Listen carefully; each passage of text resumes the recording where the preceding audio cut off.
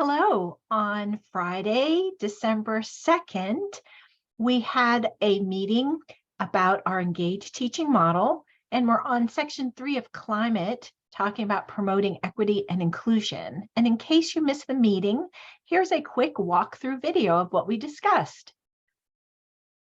We began by looking at our map of where we are and what we have accomplished this fall semester. So we've talked about 3 aspects of the engaged teaching model: foundations, planning, and climate. And we're working our way towards methods and improvement in our engaged teaching model for after the winter holidays.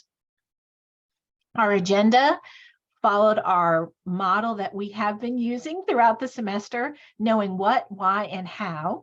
And so this week, we discussed what equitable and inclusive teaching looks like. Why would we do it? The research around equitable and inclusive teaching. We talked about how and taking an active approach to promoting equity and inclusion. And then we had an exploratory activity and ended off with a focus on online teaching. So we started by looking at this quote from the authors or the educational researchers we've been following, which are Barkley and Howell. And this quote from them: "Creating an inclusive class environment where all students feel welcome, regardless of their race, gender, socioeconomic status, sexuality, and ability, is therefore an essential strategy for promoting equity, but by itself is not sufficient to achieve equity." And we talked for a few minutes about what that means. I mean, in particular, why this last part of the quote itself is not sufficient to achieve strategy. So we had a discussion in the chat. And then we transitioned to looking at a model for diversity, equity, inclusion, or DEI-B for belonging. And we shared this model from a consulting group and broke it down by defining each piece. So when we think about diversity, we're thinking about the representation of different and unique identities, race, ethnicity, characteristics, culture, and perspectives. When we think about inclusion, we're talking about a welcoming culture where differences are celebrated, everyone is valued, respected, and included. And when we think about equity, we're ensuring that people have what they need to succeed by increasing access, resources, and opportunities for all. And then a sense of belonging is an environment that engages the full potential of the individual, where innovative thinking thrives and views, beliefs, and values are integrated. Then we looked at these 2 graphics, and this one of the people watching a soccer game, and sometimes it's been displayed as a baseball game, was something that we were all familiar with on the call. And we talked about what the differences between equal and equity, and they are not the same. And we reflected on this graphic. We also reflected on this shoe graphic and how it communicates similar ideas with a different example. Then we got to the research piece on equitable and inclusive teaching. And we looked at how these 2 things work together in an engaged teaching model. So we defined each piece by saying that equitable teachers help all students achieve excellence, and that they recognize that longstanding forms of marginalization continue to negatively affect student success and retention, and that we need to take action. And we discussed again how equity does not mean equal. It means providing students with the resources and supports they individually need to be successful. And then we talked about the inclusive teaching piece of that, and how inclusive teaching is a very broad term. We can describe inclusive teachers as as people who view many forms of diversity, ethnicity, disability, ability, gender, ideology, socioeconomic background, race, and personality traits as strengths and actively engage in a climate of belonging. So these two pieces together have the word action in them. So these are actionable things that we can do. So we looked at these, the knowing how piece of our agenda, this active approach that we can take in our classrooms to promote equity and inclusion. And it in the studies that we've had around in the engaged teaching model, these are eight ways that we can describe it. So it was a lot of information. We looked at it and then we broke it down into pieces. So and one piece is reflecting on your own social identity and beliefs. So committing to teaching as an iterative exercises that include self-reflection and the sharing of our own identities with students for relationship building and searching out opportunities to learn more about the perspectives that are different from your own in your classroom. And this speaks to our earlier discussions about classroom climate and engagement and relationship building and building of rapport.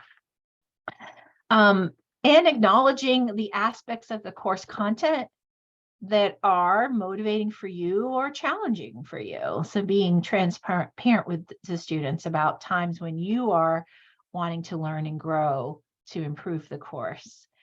Making space for students to express their own expertise and perspectives, and allowing students to struggle and uncover their own unconscious biases or preconceived expectations of your social identities, and having that rapport again together and transparency.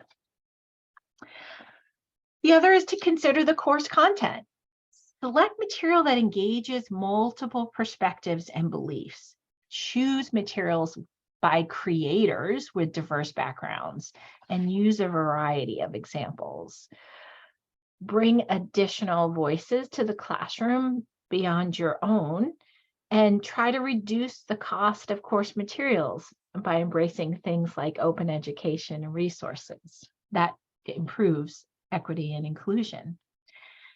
And then we have incorporating the principles of universal design for learning, which we have discussed in our group together, but that is really means ensuring your course is accessible, offering options for how students access the information, whether it be written and auditory. Consider recording some of your discussions for students that are learning the English language so that they can review your materials. Offer options for student expression and options for student comprehension. And we'll get further into that, but how is that we can gauge what students understand from the content and assess it in different ways. Engaging with students in brain compatible ways. So we've learned some things in our time together this fall. We know that the brain is a pattern seeking device. We know the brain works best in a climate of absence of threat. And we talked about we want to move out of the brain stem from the fight or flight part into the thinking part of our brain. So we can do that by collaboratively setting procedures for organization, for participation and communication, and being upfront with our students about that. Just by keeping to the golden rule, treat others as you want to be treated. And by modeling the behavior we hope to see from our students in our communication. Demonstrate the sharing of pronouns and respect students' individuality, and being aware of existing stereotypes and avoid perpetuating them. Then we transition next to using learning-centered teaching methods. So organizing our course content so students are dynamic participants in the classroom, and nudging students to question their own biases and underlying assumptions as we question our own, including opportunities for students to draw on their diverse backgrounds and lived experience to understand and apply that to concepts and information. And that goes back to that brain compatible piece, right? The brain's a pattern seeking device. It's going to look for connections between our own learning experiences and the new content, the new ideas. Share responsibility with your students. So involve your students as much as you can in the designing of the course, expectations, procedures, maybe pieces of the syllabi. Give students leadership roles and responsibilities. Give them the opportunity to lead a discussion or organize a guest speaker. Engage with students as individuals and reach out to students individually, acknowledge self-perceptions that can inhibit student learning, demonstrate the same level of confidence in the aptitude of all students, and discuss the barriers that they face and respect their privacy and have sensitivity to their feelings. And then lastly, assessing to promote equity and inclusion. So clearly share your goals, show students what success look like, give them examples, and offer multiple low-stake assessments with clear guidelines. So that may mean a low-stake assignment might mean meeting with you synchronously online or in person to have a connection to learn about their learning goals. Give them multiple ways and repeated opportunities to demonstrate their learning and scaffold larger projects. So we talked about, again, in the past about having them have the opportunity to have closure and celebrate pieces of your course and their journey to completion. And you might want to consider some labor-based grading styles, such as specifications grading, equity grading, ungrading methods, open pedagogy, things that we've discussed before that we'll get into more detail and opportunity in the spring.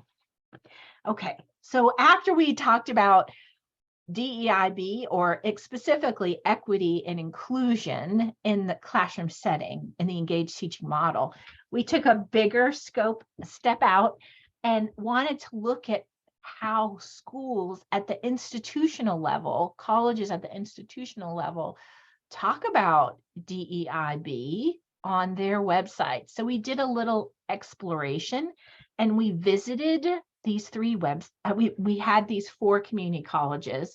I had links to some, and we went into breakout rooms and explored the website, talked in our groups about the visuals on the web page and the pictures and how the information was organized and who we thought the website was intended to serve and what things we thought looked really good about the website, was engaging, our kudos we would have, and any questions we might have about organization or design if we were to meet those web designers.